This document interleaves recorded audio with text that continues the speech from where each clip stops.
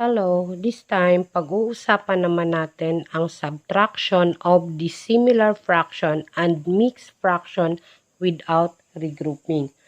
Ano ba itong ibig sabihin ng dissimilar fraction? So halimbawa ng dissimilar fraction ay mag 1/2 and 2/3. Ang 1/2 at 2/3 ay magkaibang fraction or tinatawag na dissimilar fraction dahil yung kanilang denominator ay hindi magkapareho.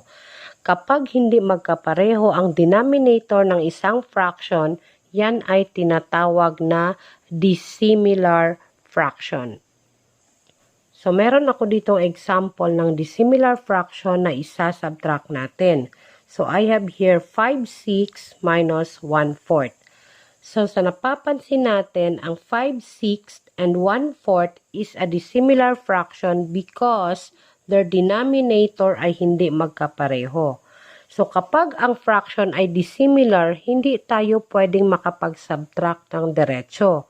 So, yung una natin gagawin, i-change muna natin ang dissimilar fraction into similar fraction. Or in short, gagawin muna natin itong similar fraction na kung saan ang kanilang denominator ay magiging pareho.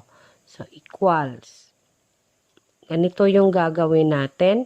Hahanapin natin ang multiples or LCM ng 6 at saka 4. So, mahanap natin to through marami tayong paraan paano mahanap ang LCM ng 6 at 4. At this time, gagamitin ko yung listing method. So, madali lang. Mag-skip count lang tayo or ililista natin yung multiples ng 6, 12, 18, 24, 30, 36, and so on. Kung magpapatuloy pa tayo, marami pa yung multiples. How about sa 4? We have 4, 8, 12, 16, 20, 24, and so on. So, among the multiples of 6 and 4, hahanapin natin yung kanilang common multiples. So, we have here 12. We have 24. So, gaya ng sabi ko, kung magpapatuloy tayo, marami pa yung common multiples. So, yung technique lang dito, dahil hinahanap natin ang LCM or least common multiple, kapag meron na tayong nahanap na unang common or pinakaunang magkaparehong multiples, stop na tayo sa paglilista. Ang hinahanap lang natin yung pinakamababang multiples and that is 12. So, since our LCM is 12, gagawin natin itong denominator. Kaya, dahil ginawa nating denominator yung LCM, nagiging LCD na ang tawag dito or least common denominator. So, pag nahanap na natin yung LCD, i-divide natin.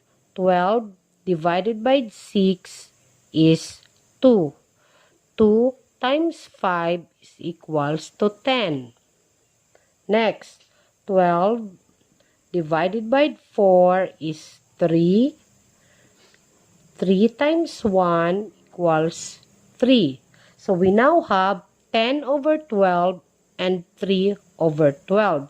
So, sa napapansin natin, yung dissimilar fraction natin ay nagiging similar fraction na. Since magkapareho na yung ating fraction or magkapareho na ang kanilang denominator, pwede na tayong makapag-subtract ng diretso. So, simply lang, subtract the numerator. 10 minus 3 is equals to 7. Then, copy the denominator 12. So, we now have 7, 12 or 7 over 12 is our final answer. Another example is, gagamit tayo ng mixed fraction na kung saan ito ay dissimilar. Again, tinatawag itong dissimilar dahil yung kanilang denominator ay hindi magkapareho. And this time, mixed fraction naman yung ating i-subtract. So, gaya ng sabi ko, hindi tayo makapag-subtract ng diretso dahil dissimilar yung ating fraction. So, yung unang gagawin natin, yung dissimilar fraction, gagawin muna nating similar fraction. So, equals. Kopyahin lang natin yung whole number na 5 at saka 2.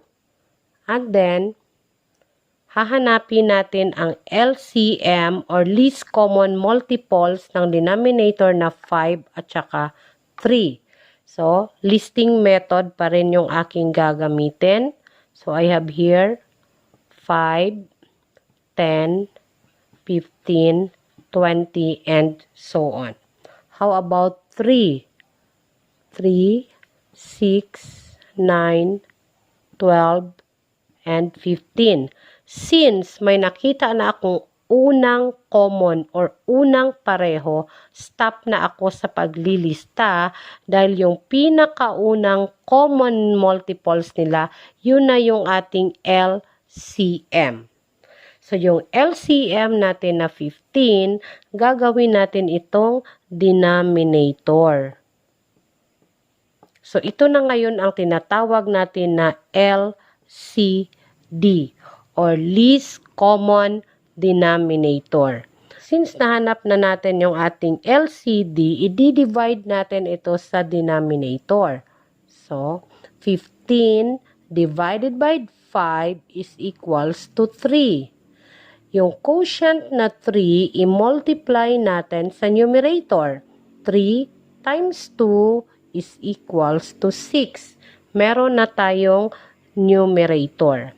Then, dito naman sa baba, 15 divided by 3 is equals to 5.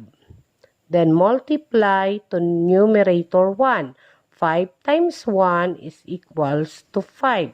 So, nagiging similar na yung ating dissimilar fraction. So, we now have 5 and 6 over 15 and 2 and 5 over 15. So, pwede na tayong makapag-subtract ng diretso dahil ito na ngayon ay similar mixed fraction.